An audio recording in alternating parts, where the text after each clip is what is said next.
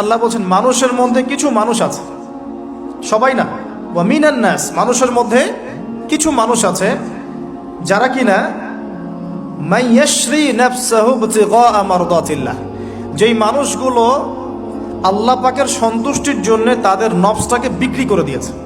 সুবহানাল্লাহ, চারটাখানি কথা না, কিন্তু মানুষের মধ্যে আল্লাহ কিন্তু সূরা বাকারায় বলেছেন শুরুর দিকে, মানুষের মধ্যে কিছু মানুষ আছে যারা মুমিন, কিছু মানুষ আছে যারা কাফের, কিছু মানুষ আছে যারা মুনাফিক, শুরুর দিকে পাবেন।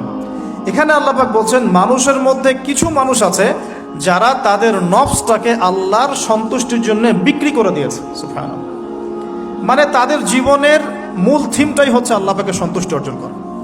কোনো কিছুকেই তারা আল্লাহর সন্তুষ্টির উপর প্রাধান্য দিবে না। যদি কোটি টাকার অফার আসে হারাম, সে সেটা রিজেক্ট করবে, আল্লাহ নারাজ হবে। একটা সুন্দরী মেয়ে যদি জেনার অফার করে, সে রিজেক্ট করবে, কারণ সে আল্লাহকে ভয় করে। সে আল্লাহ পাকের জমিনের উপরে গায়রুল্লাহ বা কুফফারদের, তাগুতদের কোনো লস ইমপ্লিমেন্ট করতে পারবে না, কারণ সে আল্লাহকে ভয় করে।